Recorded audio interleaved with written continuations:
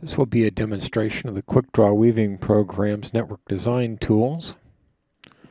If I ask for a view network drafting, first thing I pick up is the reference. If I do a mouse over the box down here, it will tell me the network drafting by Alice Schlein gives me the specific references.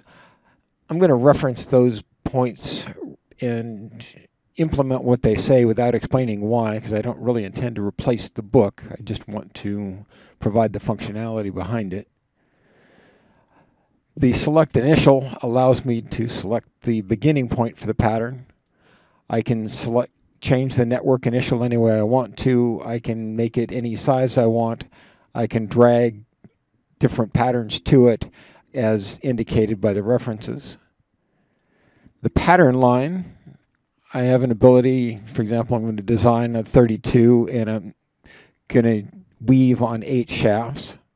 If I freehand a design line in here, I would suggest going slow so you don't miss points.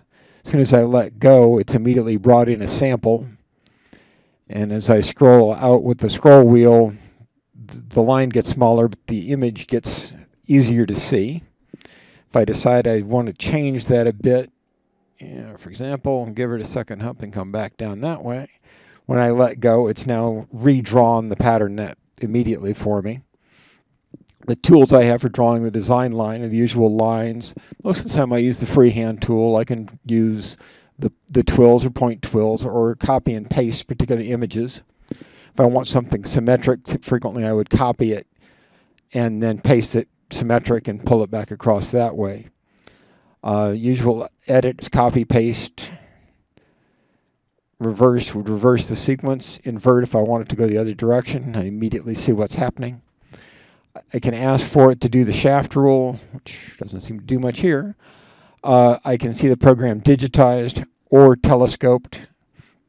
Reduce would actually reduce the design line down to the product line, which would take it down, compress down to 8 lines. I have an ability to colorize it. I'll talk about in an advanced demo on this. The treadline key has an ability to show 4 overlay ribbons. Most of the time I only do 1.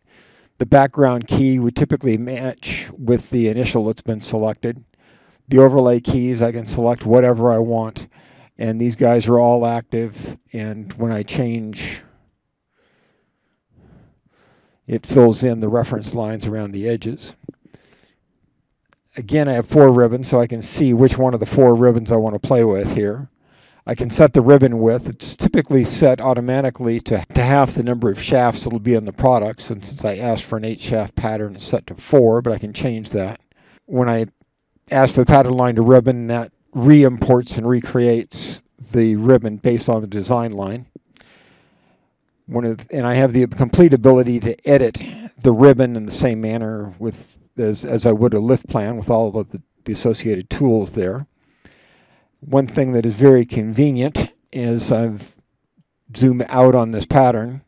I can now rotate the ribbon shaft by shaft and look at what that does in the pattern. If I want to go back, I can go back until I get the particular look I'm after. Once I do that, I can then go back in and view the pattern. If I save that guy, close it, and when I reopen it, it reopens back where I was. When I view the network drafting, I still have the initial design line, the keys, and the ribbons are all set in and available for me. Thank you very much.